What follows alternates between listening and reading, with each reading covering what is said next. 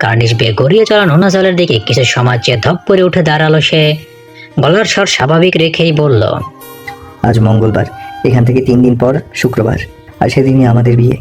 এখন সন্ধ্যা, একটু পরে তোমাকে নিয়ে বাড়িতে ফিরছি।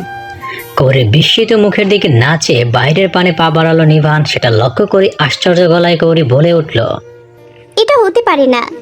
থেমে গেল নিভান, পিছে মুড়ে বলল, কি হতে পারে না? তুমি ও বাড়িতে যেতে চাইছো না, নাকি বিয়েটা করতে চাইছো না? বিয়েটা। কেন হতে পারে না? কেনর উত্তর দিতে গিয়ে থমকে গেল কৌরি। সেদিকে কেমন অদ্ভুত নজরে চেয়ে রইল নিভান। সেই নজরে বেশি সময় তাকিয়ে থাকতে পারল না কৌরি। নজর ফিরিয়ে নিয়ে দাঁতে দাঁত চেপে কান্না আটকিয়ে কেমন করুণ গলায় বলল, কেন বুঝছেন না আপনি? আবারও কৌরির দিকে এগোলো নিভান। বেডের পাশে দাঁড়িয়ে শান্ত নির্বিকার গলায় শুধালো, কি বুঝবো? কি বোঝাতে চাইছো তুমি? নিভানের দিকে ফিরল কৌরি। শান্ত হয়ে তার দিকে তাকিয়ে থাকা চোখ দুটোতে চোখ রাখলো। কথাটা বলতে গলায় বিঁধল, ঢোক গেলে কথাটা কাটা সেরার মতো ভেদ করে মুখে আনলো, যদি আমি কখনো মা না হতে পারি। দাঁড়িয়ে থেকে নিভান ঝুঁকলো কৌরির পানে। শার্টের বোতাম খোলা রাখায় উকিঝুঁকি দিল লোমশের অভ্যন্তরে আকর্ষণীয় বলিষ্ঠ বুক। পলকে নজর সরিয়ে নিভানের চোখে চোখ রাখলো কৌরি। সেই নজরের নজর স্থির রেখে দীর্ঘ কণ্ঠে নিভান বলল, যদিও ডাক্তার তেমন কিছু বলেননি, তবে তুমি যদি কখনো মা না হতে পারো, আমিও কখনো বাবা হতে চাই না গৌরী। থামলো নিভান। কৌরির নিষ্পলক তাকিয়ে থাকা চোখের দিকে বেশ কিছু সময় তাকিয়ে থেকে এবার কণ্ঠ কোমল করে বলল, সেদিন ঝড় বর্ষার দিনে যখন তোমাকে ওই অবস্থায় দেখলাম, আমার কলেজের মধ্যে লুকিয়ে ফেলতে ইচ্ছে করছিল তোমাকে। আজও সেই ইচ্ছেটার তীব্র চেষ্টা পেয়েছে। তৃষ্ণায় পাগল পাগল অনুভব হচ্ছে ভেতরটা, কিন্তু আমি পারছি না তোমাকে কাছে টানতে, আর আমি চাইছিও না সম্পর্কের বহির্ভূত তোমাকে ছুঁতে। প্লিজ গৌরী, এই তৃষ্ণাটুকু মেটাতে সাহায্য করো আমাকে। ঠুনকো অসুস্থতা বা অযৌক্তিক কোনো বাধা আমাদের দূরত্বের কারণ হতে পারে না। তাই এসব কারণ উল্লেখ করে আমার তৃষ্ণাটা দমবন্ধ করা অনুভূতিতে পরিণত হতে দিও না প্লিজ। এমন মানুষকে স্বামী রূপে পাওয়া ভাগ্য, শুধু ভাগ্য নয় সৌভাগ্য তো বটেই। অথচ সেই মানুষটাকে নিজের দুর্ভোগের সাথে জড়িয়ে নিয়ে বঞ্চিত করবে কত পাওয়া থেকে, যা মানুষটার প্রাপ্য। কিন্তু মানুষটা তো বুঝতেই চাইছে না, আর বুঝবে এ আশা করে না কৌরি। তবুও মানুষটার ভালো তো সে চায়। কৌরির ভাবনার মাঝে নিভান সরে দাঁড়ালো। ওর ভারাক্রান্ত অবুঝ চোখ, কান্নায় রক্তিম আভা ছড়ানো লাল নাক, শুষ্ক ঠোঁট, মলিন মুখ তাকে টানছে, একটু নয় গভীরভাবে টানছে। যখন তখন কিছু একটা অঘটন ঘটে যেতে পারে, এজন্যই হয়তো হারাম নারী থেকে দূরে থাকার নিষেধাজ্ঞা জরুরি। নিভান আর দাঁড়ালো না, আর না কৌরির উত্তরের অপেক্ষা করলো। সহসা পা বাড়িয়ে কেবিনের বাহিরের দিকে অগ্রসর হলো। সেটা লক্ষ্য করে কৌরি দুর্বল গলায় কয়েকবার ডাকলো তাকে, তবুও পিছু ফিরল না নিভান। এই ডাকের অর্থ তার জানা আছে, খুব ভালো করে জানা আছে। এবার সে দুর্বল অস্ত্র ব্যবহার করলো কৌরি। মৃদু চঞ্চল গলায় ডাক দিল, নিভান। থমকালো পা। সময় নিয়ে নিজেকে ধাতস্থ করে ফের পা বাড়ালো সামনের দিকে। এই ডাক উপেক্ষা করা নয়, তবু উপেক্ষা করতে হবে তাকে। ভেতর থেকে দুর্বল করে দেওয়া এই ডাকের অর্থ কৌরি জানে, তাই দুর্বল করতেই এই ডাক। তবে কৌরির চাওয়া আবদার পূরণ করা তার জন্য কখনোই সম্ভব নয়। আবদার তো নয়, অনর্থক অনাবদার, যা নিভানের দ্বারা পূর্ণ করা আদৌ সম্ভব নয়। নিভানের চলে যাওয়ার পানে কেমন করুণ চোখে তাকিয়ে রইল কৌরি। নজরের আড়াল হতে চোখ বুজে নিল সে। আশা করেছিল এই ডাকেও কাজ হবে না, তবে শেষ চেষ্টা করতে আপত্তি কোথায় মানুষটাকে থামাতে। তাই ভেতরের বিড়ম্বনা অস্বস্তি ঠেলে দিয়ে তার বয়সের কত বড় মানুষটাকে নাম ধরে ডেকেছে। অথচ ফলাফল শূন্যতেই আশা করেছিল সে। তবুও চেষ্টা বিফলতা আনতে মনটা হতাশ হলো। ভেতরটা হু হু করে উঠল তীব্র যাতনায়। গতকাল বিকাল থেকে অতিমাত্রায় পেট ব্যথা আর স্বাভাবিকের চেয়ে প্রচণ্ড রক্তক্ষরণে পাগল প্রায় অবস্থা ছিল তার। শরীরের এই অবনতির কথা বাড়ির মানুষ জানতে পারলো রাতে। তখন ডক্টরের শরণাপন্ন হওয়ার মতো অবস্থা ছিল না। সময়টা ছিল গভীর রাত, তাই সারাটা রাত প্রচণ্ড ব্যথায় কাটাতে হয়েছে তাকে। সকাল হতে শারীরিক অবনতির কারণে আর দেরি করা হয়নি। হসপিটালে আনতে ইমার্জেন্সিতে ডক্টর দেখানো হয়েছে। সবটাই করেছে নাহিদ আর কৌরির ছোট চাচা। তারপর ডক্টর রোগীর বক্তব্য অনুযায়ী বিভিন্ন টেস্ট সহ নিজেও পরীক্ষা নিরীক্ষা করলেন। রিপোর্ট দেখার আগে যেটা ধারণা করলেন, অবলীলা রোগীর সামনে সেটা উপস্থাপন করলেন। তবে রিপোর্ট অনুযায়ী ঔষধ দেওয়ার আগে কৌরির অতিমাত্রায় পেট ব্যথা আর ব্লিডিং বন্ধের ঔষধ সহ ঘুমের ঔষধ খাইয়ে দিয়েছিলেন, যা রেশ কেটে গিয়ে ভর করেছে এখন অনেক চিন্তা। নিজের অসুস্থতার ভাবনা বাদ দিয়ে ভর হয়েছে এই মানুষটার চিন্তা। সত্যি কি মানুষটা বিয়ের চিন্তা ভাবনা করে ফেলেছে? ভাবনাটা আর এগোতে পারলো না। তন্মধ্যে কেবিনে ঢুকে পড়লো প্রিয় কিছু মুখ। নিহারিকা বেগমকে দেখে কেমন যেন মন আবেগপ্রবণ হলো, সহসা কেঁদেও ফেললো। তা দেখে তড়িঘড়ি করে গৌরীর কাছে গিয়ে বসলেন তিনি। স্নেহময় হাতে গৌরীকে বেড থেকে তুলে বুকে জড়িয়ে নিয়ে আদরে বুঝদারি কত কথা বলতে থাকলেন। মাথায় ঘন ঘন মাতৃত্বের স্পর্শে আদর ছোঁয়াতেও ভুললেন না। এক পর্যায়ে গিয়ে উচ্ছ্বসিত কণ্ঠে বললেন, আমার নিবানের বউ হবি করি, চল না তোকে একেবারে নিয়ে রেখে দেই আমার কাছে। এই করি, জানিস তোর জন্য আমার ছেলেটা ভালো নেই। আমার নিবান সমগ্র পৃথিবীর মেয়ে রেখে এই ফুলকড়িতে এত পাগল হলো কি করে রে? বিশ্বাস কর, তোর জন্য ছটপট করতে দেখে আমারই বিশ্বাস হচ্ছিল না ও আমার সেই নিবান, যার নিজের ইচ্ছে আকাঙ্ক্ষা শখ চাওয়া পাওয়া বলতে মুখ ফুটেনি কখনো, অথচ আজ আমার কাছে কি নির্দ্বিধায় সে চেয়ে বসলো তোকে। চল না করি, আমার বাচ্চাটাকে ভালো রাখতে। দুপুরের ব্যস্ত যানজটপূর্ণ রাস্তায় নিবানের গাড়িটা চলছে খুব স্বাভাবিক গতিতে। স্টিয়ারিং এ হাত রেখে দক্ষ এবং মনোযোগ সহকারে গাড়ি চালাচ্ছে সে। সুগভীর শান্ত নজর তার পিছ ঢালা ব্যস্ত রাস্তায় হলো বিশেষ মনোযোগ পাশে বসে নারীটিতে। রক্ত শূন্যতায় গোলগাল ফর্সা মুখখানা আরো ফ্যাকাশে রং ধারণ করে দুধ সাদা রঙের ন্যায় উজ্জ্বল উজ্জীবিত দেখাচ্ছে। তাতেই গায়ে জড়িয়ে কালো রং, সেই কালো রংটার মধ্যে ফ্যাকাশে ফর্সা মুখটা আরো ঝকঝক করছে। পূর্ণিমা চাঁদের ন্যায় ঝলমলে দ্যুতি ছড়াচ্ছে। হরিণী চোখ জোড়া ফুলো ফুলো প্রাণহীন, যে চঞ্চল চোখ জোড়া বারবার তাকে টেনেছে, মেয়েটার প্রতি চরম আগ্রহী করে তুলেছে। আস্থান নিষ্পৃহ, অথচ সেই নিষ্পৃহ চোখ জোড়ার প্রতি আজ আরো মায়া টান অনুভব করছে নিভান। শান্ত শিষ্ট চুপচাপ থাকা মেয়েটা আজ আরো নীরব শান্ত। সঙ্গোপনে দীর্ঘশ্বাস ফেলল নিভান। গতকাল পরিচিত অপরিচিত সকল মুখগুলো উপেক্ষা করে কৌরের দাদি আপার কাছে সহজ সরল ভঙ্গিমায় প্রস্তাব রেখেছিল সে। আমি আপনার নাতনিকে বিয়ে করতে চাই। আমি তার সকল ভালো মন্দের গার্ডিয়ান হতে চাই। আর আমি এটাও আশা রাখছি আমার রাখা প্রস্তাবে আপনি দ্বিমত পোষণ করুন। ভদ্রমহিলা হয়তো আশাই করেননি ওরকম সিচুয়েশনে বিয়ের প্রস্তাব। আশ্চর্য তো হয়েছিলেন, সাথে বিচলিত। বিচলিত হওয়ার কারণ হয়তো ওনার মনোবাসনা ভিন্ন রকম ছিল, যা ওনার চেহারার চাহনির ভঙ্গিমায় প্রকাশ পেয়েছে এবং তার নিবানের বুদ্ধিদীপ্ত নজরেও সূক্ষ্মভাবে টের পেয়েছে। তাদের বাক্যালাপের মাঝে ঘন ঘন নাহিদের দিকে তাকানো সেটা আরো স্পষ্ট করে দিয়েছিল। তবে দ্বিমত পোষণ করার স্কোপ পাননি ভদ্রমহিলা। নিবানের প্রস্তাব রাখার সাথে সাথে নিহারিকা বেগম অমায়িক ব্যবহারে সম্মত জানিয়ে ছেলের বউ হিসাবে গৌরীকে পাওয়ার আবেদন জানালেন, আবদার করলেন। সাথে মান্যতা, ইভান, মৌনতা তো ছিলই। সবাই যেন ভদ্রমহিলাকে দ্বিমত পোষণ করার কোনো সুযোগই দিল না। 1 মাসের মতো সময় পার করে এসেছে যে বাড়িতে, কাছ থেকে দেখেছেন প্রতিটি ব্যক্তিকে। সেখানে হয়তো অমত পোষণ করার কারণও তিনি খুঁজে পাননি। তবে বুদ্ধিমতী নারীটি মুখে চাল হিসাবে নাতনির সিদ্ধান্তকে প্রাধান্য দেওয়ার প্রেক্ষিতে আশ্বাস জানালেন যে গৌরী রাজি হলে ওনার অমত পোষণ করার প্রশ্নই ওঠে না। দক্ষ হাতে রাস্তার বাঘ ঘোরাতে গিয়ে সূক্ষ্ম হাসলো। ভদ্রমহিলা ভেবেছিলেন হয়তো গৌরী রাজি হবে না। তবে নিভানের মা নিহারিকা বেগমও যেন ভদ্রমহিলার বুদ্ধির আরো এক কাঠি উপরের চাল দিলেন। ছেলের সুখ শান্তি ভালো থাকা বলে কথা, ফাঁকফোকর থাকবে কেন সেখানে? ভদ্রমহিলা কথাটা বলতেই তিনি বললেন, আমি আপনার আগে করির কাছে প্রস্তাব রেখেছি। ও সম্মতি না জানালেও অসম্মতি প্রকাশ করেনি, নীরব ছিল। আর নীরবতা তো সম্মতির লক্ষণ, তাই না? বিধায় আপনি আর অমত পোষণ করবেন না চাচিমা। আপনার নাতনিকে আমি মেয়ের মতো আদর যত্নে গুছিয়ে রাখবো। আর আমার ছেলে আপনি যেভাবে খুশি নাতি জামাই হিসাবে তাকে পরখ করে নিতে পারেন, যেভাবে ইচ্ছে খোঁজখবর করে যাচাই করে নিতে পারেন। আল্লাহর রহমতে ত্রুটি পাবেন না। ভদ্রমহিলা দ্বিমত করার জন্য আর কোনো ফাঁকফোকরই পেলেন না। দ্বিতীয়ত আর কোনো শব্দ উচ্চারণ করলেন না। তবে ওনার বেজার মুখের অপ্রকাশিত কথা, মুখের অসন্তুষ্টতার ভঙ্গিমার প্রকাশ পেয়েছিল। তার নিবানের সূক্ষ্ম নজর পদে পদে টের পেয়ে যাচ্ছিল। উনি যে মনে মনে অবশ্যই অন্য আশা পোষণ করেছিল, এটা বুঝেও নিবান তা ভ্রুক্ষেপ করেনি। তবে প্রস্তাব যখন পারিবারিকভাবে রাখা হয়েছে এবং সেখানে সরাসরি সম্মতি না থাকলেও নীরব সম্মতি রপ্ত করা গেছে। দ্বিতীয়ত তা বিগড়ে যাক, নিবান তা চায়নি। গৌরীকে নিয়ে কোনো রকম পার্সেন্টেজ রিস্ক সে নিতে চায় না। তাই যত দ্রুত সম্ভব গৌরীর রিপোর্ট সহ সকল ডাক্তারি ফর্মালিটি কমপ্লিট করে সেই সন্ধ্যায় সবাইকে নিয়ে নিজের বাড়িতে ফিরেছে। সাথে গৌরীর দাদি আপাকেও নিয়ে এসেছে। গৌরীর চাচারা এই অসুস্থ অবস্থায় মেয়েটাকে এভাবে নিয়ে আসতে দিতে চাননি। তবে নিবনের কাউকে তোয়াক্কাহীন গৌরীর প্রতি অধিকারবোধের কাছে হার মেনেছে। মানতে বাধ্য হয়েছে জাহিদ সাহেবের একটা ফোন কলের কাছে। তাতে তারা অসন্তুষ্ট হলেও আর দ্বিমত পোষণ করেননি। নিবানও সেই অসন্তুষ্টতা তোয়াক্কা করেনি, এমনকি নাহিদের অনুনয়ও না। হসপিটালের সামনে গাড়িটা এসে থামতেই ভাবনার সেট ঘটল নিবানের। কাল ওখানে ডাক্তার দেখিয়ে তার মনোপুত হয়নি। যদিও প্রাইভেট ক্লিনিক ছিল, ডক্টরের অভিজ্ঞতায় খারাপ ছিলেন না। তবে নিজের পছন্দনীয় সুপরিচিত ডক্টরের কাছে পুনরায় আরো একবার দেখিয়ে সুপরামর্শ নিতে চাইছে বিধায় সকাল সকাল গৌরীকে নিয়ে হসপিটালের মুখ অবধি।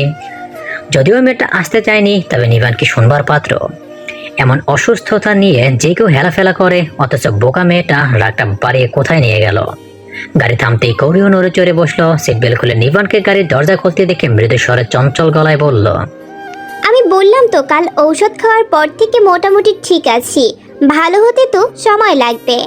আবার ডাক্তার দেখানোর কোনো প্রয়োজন ছিল না, নেই প্রয়োজন। কেন সব কিছুতে অবুঝপনা করছেন? বিষয়টা নিয়ে কথা বলতে বলতে ভেতরে ভেতরে লজ্জায় গাঢ় হলো। যে বিষয়টা নিয়ে বিয়ের 10 বছর পরও স্বামীর জানার কথা ছিল না, তা আজ কত খোলামেলায় প্রকাশ পেল। অথচ মানুষটার এমন আচরণ, এ যেন স্বাভাবিক অসুখের ন্যায় একটা রোগ। অবুঝপনা আমি করছি না তুমি করছো? সেদিন কি বলেছিলে? তুমি কোনো অসুখে ভুগছো না, জোর গলায় বললে ডাক্তার দেখানোর কোনো প্রয়োজন নেই। তোমার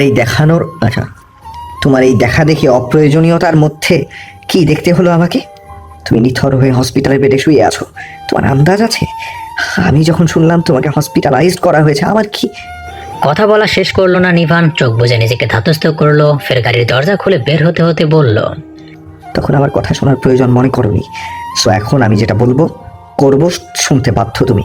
আর এই অসুস্থতার বিষয়ে বাধ্য নয়, আমি যেটা বলবো সেটাই হবে। এখানে কোনো অজুহাত বাহানা দ্বিমত আমি শুনবো না, সুতরাং অযথা বাহানা করো না কৌরি। সে অসুস্থ, অথচ কাল থেকে মানুষটা কেমন তার সাথে কড়া গলায় রুক্ষ ভাষায় কথা বলছে। কারণটা হয়তো তার জানা, তবুও মানতে কেন যেন কষ্ট হচ্ছে। নিবানের কথা মনে মনে অসন্তুষ্ট হলো। সেটা মোহের বহিঃপ্রকাশে ঘটলো। নিবান স্পষ্ট খেয়াল করলো, তবে দাঁতের দাঁত চেপে নিজেকে শক্ত রাখলো। এ মেয়ে নিজের ভালো বোঝে না, তাকে সহ নিজেকে ভালো রাখতে গেলে এ মেয়ের বাহানাতে কানে তোলা যাবে না। তার অসন্তুষ্টতা মোটেই গ্রাহ্য করা যাবে না। নিজে বের হয়ে কৌরির পাশের দরজা খুলে দিল। কৌরি বের হলো ধীরে সুস্থে। বের হতেই নিবান শুধালো, হাঁটতে অসুবিধা হবে? না। অসন্তুষ্ট স্বর বুঝে অবুঝ হয়ে রইল নিভান। গাড়ির দরজা লক করে পাশাপাশি হাঁটলো দুজন। হসপিটালে ঢোকার আগে অতিরঞ্জিত 10তলা ভবনটা একবার মাথা উঁচু করে দেখে নিল কৌরি। সাথে বিভিন্ন ডক্টরের বিভিন্ন বিষয়ের উপর নামি দামি সার্টিফিকেট ধরা সাইনবোর্ড। তার মধ্যে ডক্টর মৌমিতা নাহার নামের সাইনবোর্ডটা জল করছে। নামটা আগে শুনেছে সে, আর তার কাছে যে নিয়ে এসেছে সেটা বেশ বুঝতেছে কৌরি। ভেতরে ঢুকে রিসেপশন এরিয়া পার করে নিভানের অনুসরণে অনুযায়ী লিফটে ঢুকলো। সামান্য সময়ের ব্যবধানে 6 তলায় গিয়ে থামলো লিফট। লিফট থেকে পার হয়ে 6 তলা রিসেপশন ডেস্ক। সামনে এগোতেই ডক্টর মৌমিতার চেম্বার নজরে পড়লো। সেখানে নেম প্লেটে জল অক্ষরে লেখা। বয়সটা ঠিক কোনো গাণিতিক সংখ্যায় গিয়ে ঠেকেছে। গাঢ় গোলাপি শাড়ি পরা অতি সুন্দরী নারীটার অনুধাবন করতে পারলো না কৌরি। শালীন মার্জিত রূপে পরা গোলাপি শাড়িটার সাথে ম্যাচিং করে মাথা হিজাব বাঁধা অসম্ভব সুন্দর নারীটা। তারা ঢুকতেই মিষ্টি এসে স্বাগত জানালেন, যারা কতদিনের চেনা পরিচিত। যদিও তার সাথে আসা মানুষটার সাথে সে বেশ চেনা পরিচয়, এটা ওনার ভালো মন্দ আলাপে বুঝতে পারলো কৌরি। তবে অসম্ভব অমায়িক ব্যবহার। এখন তিনি কৌরির গতকালের রিপোর্ট দেখছেন। সময় নিয়ে বেশ মনোযোগ সহকারে রিপোর্ট দেখার পর মুখ খুললেন তিনি। আল্ট্রা রিপোর্ট অ্যান্ড অনন্য টেস্ট রিপোর্ট তো আমার কাছে ঠিকই মনে হচ্ছে, তবে আপনি যখন পুনরায় রোগীর সমস্যার বিবরণ করে আল্ট্রা রিপোর্ট করতে চাচ্ছেন, তাহলে তো আমাকেও পুনরায় রোগীর সমস্যা শুনতে হবে। অবশ্যই, রোগী তো সাথেই, আপনি সমস্যা জেনে নিন। মানে কি, তাকে আবার রোগের বিবরণ দিতে হবে? তাও আবার এই মানুষটার সামনে? কখনো না। রোগ জেনেছে ঠিক আছে, তাই বলে তার বিবরণ দিতে হবে মানুষটার সামনাসামনি? লাশ লজ্জা সবকে বিনষ্ট হয়ে গিয়েছে নাকি? না, বড় মা কত করে বোঝালো, বলে এসেছে সে, আর এখন? কৌরি, ওনাকে সমস্যাগুলো বলো। কৌরি কেমন যেন অসহায় অদ্ভুত নজরে তাকালো। নিবান পলকেই তা বুঝে নিল। মুহূর্তেই উঠে দাঁড়ালো সে। মুখে সৌজন্য হাসি ফুটে ডক্টরকে উদ্দেশ্য করে বলল, আপনি ওর সাথে সমস্যাগুলো জেনে নিন, আমি একটু আসছি। দুজনকে সূক্ষ্ম নজরে খেয়াল করলেন ডক্টর মৌমিতা। নিবানের সাথে সাথে মুহূর্তে কৌরির দ্বিধা অস্বস্তিতা তিনিও টের পেলেন। বাচ্চা মেয়ে, যদিও ফোনে মেয়েটার সম্পর্কে নিবানের কাছে ডিটেলসে আগেই জেনেছেন, তবুও নিবানকে উদ্দেশ্য করে বললেন, আপনি না ফোনে জানালেন she is your would be wife, তাহলে সমস্যা কোথায়? সৌজন্যমূলক ঠোঁটে ঝুলানো হাসিটা নিবানের আরো একটু প্রসারিত হলো। মাথা নিচু করে থাকা কৌরির পানে এক পলক তাকিয়ে ফের ডক্টরকে উদ্দেশ্য করে বলল, উঠবে, এখনো পুরোপুরি আমার নয়, হয়তো এই জন্য সমস্যা। হাসলেন ডক্টর মৌমিতা। এখনকার যুগে সে এখন এতটা রাগ ঢাক গার্লফ্রেন্ড বয়ফ্রেন্ডের মধ্যে আছে। যেভাবে অবাধ বিবাহ বহির্ভূত সম্পর্কে জড়াচ্ছে আর মেলামেশা করে চলেছে ছেলেমেয়েরা। কত ওয়েল ফ্যামিলির মেয়েরা আসেন ওনার কাছে, সাথে নির্দ্বিধায় তাদের বয়ফ্রেন্ডকে নিয়ে আসে। বিবাহ হয়নি, লিভ ইন সম্পর্ক আছে, অন্তঃসত্ত্বা হয়েছেন, আর সেসব অপরিপক্ক ফুলকে নষ্ট করতে। যদিও ওনার হাত দ্বারা এখনো এতটা অমানবিক পাপ কাজ হয়নি। মনে মনে তপ্ত শ্বাস ফেললেন, সাথে নিভানের এই সুন্দর মানসিকতার পরিচয়কে সম্মান ও শ্রদ্ধাবোধ জানালেন। যদিও যে ব্র্যান্ড গ্রুপ অ্যান্ড লিমিটেডের অল্প বয়স্ক তুখোর এই ব্যবসার চারিত্রিক অ্যান্ড ব্যবসায়ী নীতির সুনাম দেশ জুড়ে। ছেলেটা সহ ওনার ফ্যামিলিকে তিনি ঈশিতের মাধ্যমে চেনেন, ঈশিত ওনার ফ্রেন্ড। সেই হিসেবে নিভানের কোনো গার্লফ্রেন্ড ছিল বলে ওনার জানা ছিল না। তবে কাল রাতে ফোনে মেয়েটার সম্পর্কে ডিটেলসে জানার পর আর সরাসরি দেখার পর একটু আশ্চর্যই হয়েছেন। এত বড় একজন স্বনামধন্য ব্যবসায়ীর বাচ্চা একটা গার্লফ্রেন্ড, যদিও গার্লফ্রেন্ড বলে মিস্টার নিভান সম্বোধন করেননি। বয়সের তারতম্যটাও বেশ, যদিও দুজনকে একসাথে দেখা মাত্র নজরে পড়বে না সে বয়সের তারতম্য, তবে পরিচয় মিললে অবাক তো সবে হবেই। আপনি কিন্তু ভুলেও তাকে আমার গার্লফ্রেন্ড ভেবে ভুল করবেন না। এখন থেকে 2 দিন পর আপনিও কিন্তু বিয়ে নিমন্ত্রণ পাচ্ছেন। So she is my wife, এক প্রকার ধরেই নিন। তাই আমি আশা রাখছি তাকে ট্রিটটা আপনি তেমনই করবেন।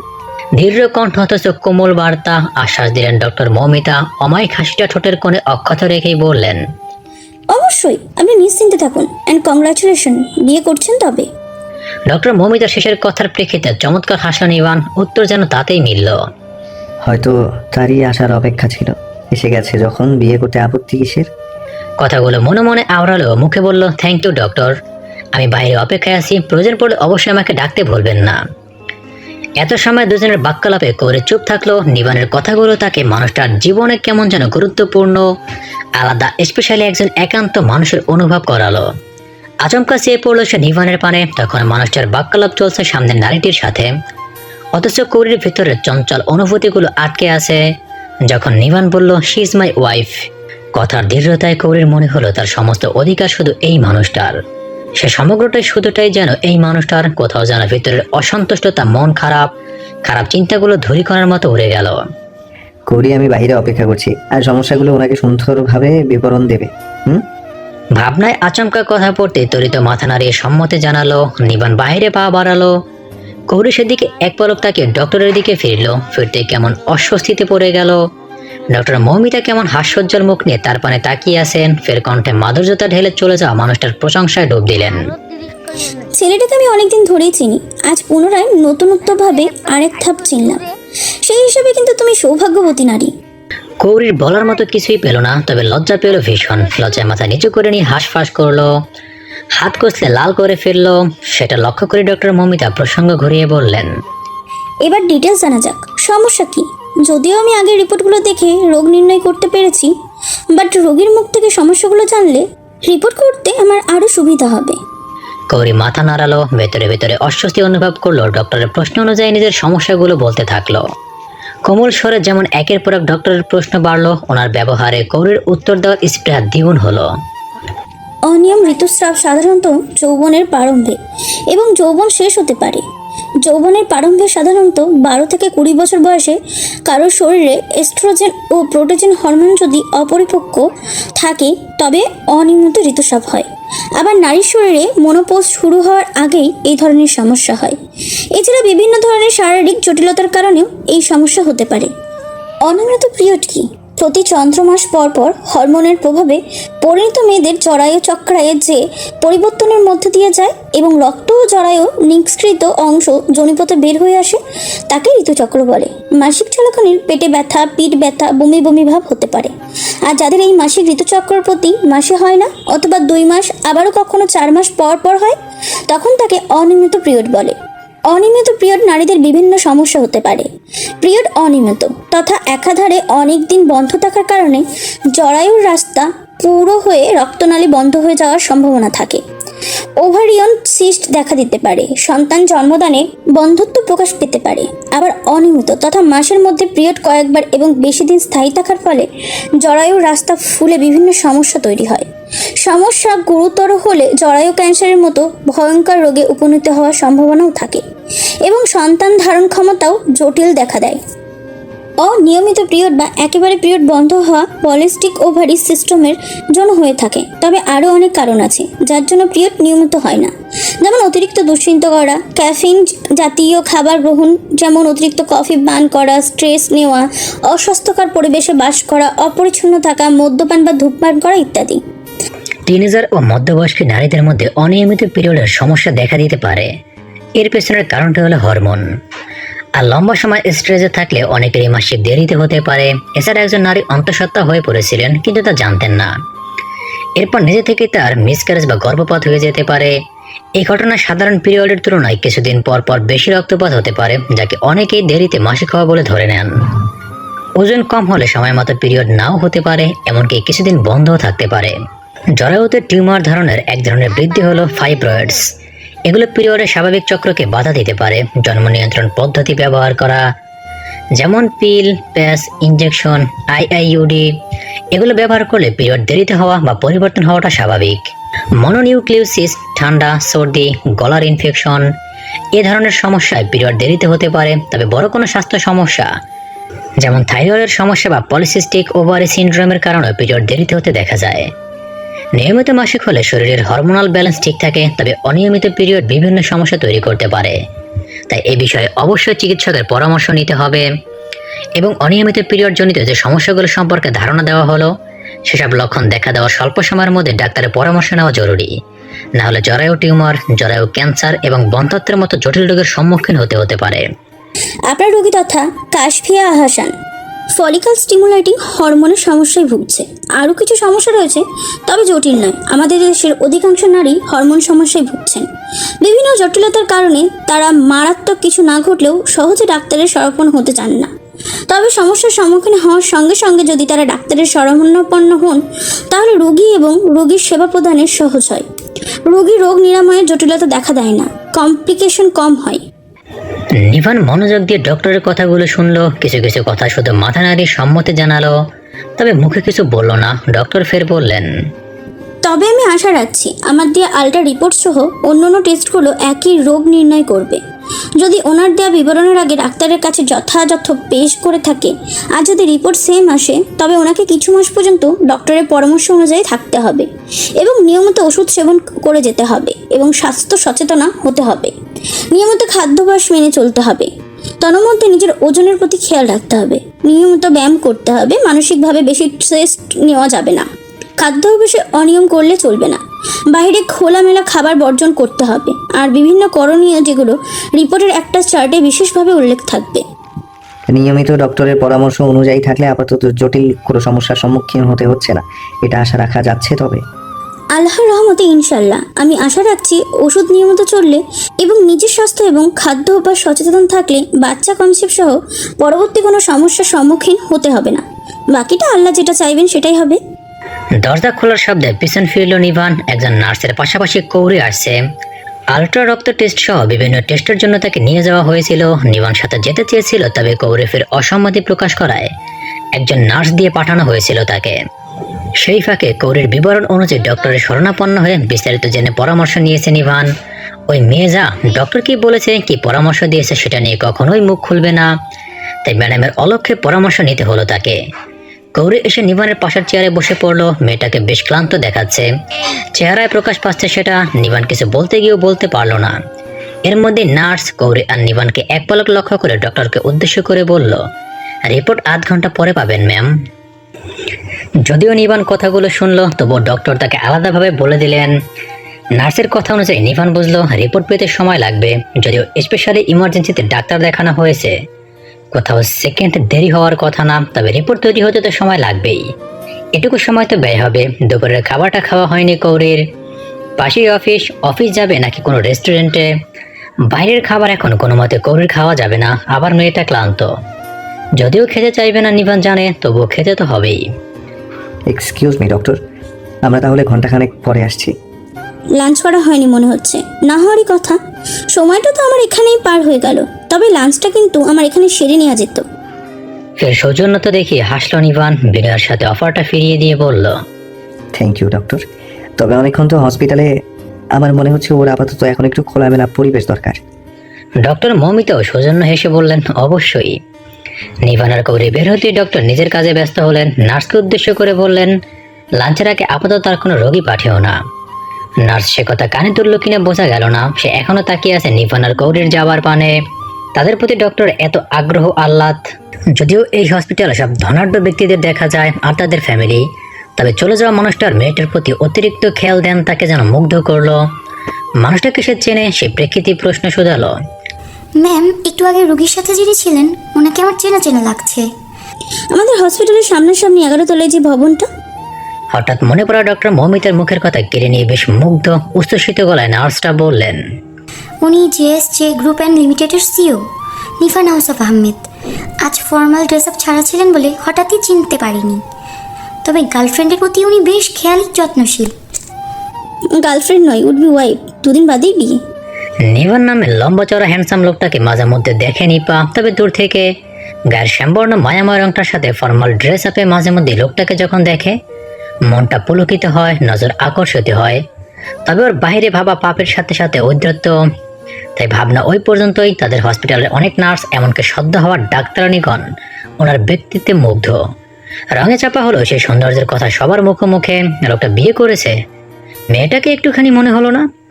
এদিকে ডক্টর দেখিয়ে বাড়ি ফিরতে ফিরতে সন্ধ্যা নেমে গেল কৌরিদের। বাড়ি ফিরতে এত দেরি হতো না, কিন্তু মানুষটা দুপুরে খাবারটা খেতে কোথায় নিয়ে গেল তাকে?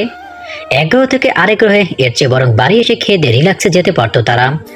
কোথায় ডক্টরের চেম্বার আর কোথায় ত্রিনয় ভাইয়া রেস্টুরেন্ট, পাক্কা 45 মিনিট লেগেছে যেতে, তার বেশি ছাড়া কম নয়। তাদেরকে দেখে তো ত্রিনয় ভাইয়া খুশিতে গদগদ। এর আগেও দেখা সাক্ষাৎ সহ টুকটাক কথা হয়েছে কৌরির সাথে তার। মানুষটা তন্ময়াপুর মতো অমায়িক মন মানসিকতার। দেখা হলে বিনয়ের সাথে একদম নিজের বোনের মতো ট্রিট করে। আজও তার ব্যতিক্রম হলো না।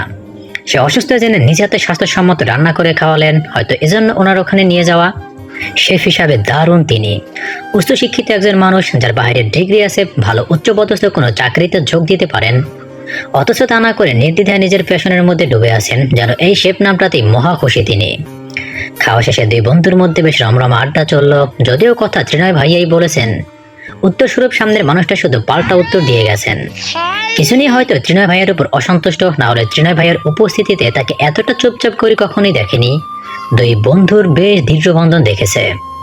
রেস্টুরেন্টের রিসেপশন এরিয়ার পাশাপাশি আলাদা একটা গার্ডেন আছে, সেখানে বিভিন্ন ইনডোর গাছ সহ মাছের বিশাল বিশাল ভিন্ন অ্যাকোয়ারিয়াম রাখা আছে। 2 বন্ধুর কথোপকথনের মধ্যে না থেকে সেখানে গিয়েছিল কৌরি। ঘুরে ফিরে যখন তাদের মধ্যে ফিরে এলো, দেখলো দুজনেরই মুখ থমথমে ভার। সামান্য সময়ের মধ্যে কি কথা হলো বুঝলো না কৌরি, তবে কিছু একটা তো হয়েছে এটা বেশ বুঝেছিল। তবে তার সামনে আর পর্যালোচনা না করার কিছু বুঝে উঠতে পারেনি। তার উপস্থিতি থমথমে পরিস্থিতি কাটিয়ে খুব স্বাভাবিকভাবে বিদায় নিয়ে চলে এলো তারা। অবশ্যই চলে আসা আর ত্রিনয় ভাইয়াকে উদ্দেশ্য করে মানুষটা কেমন শান্ত স্বরে কিছু কথা বলে এসেছিল।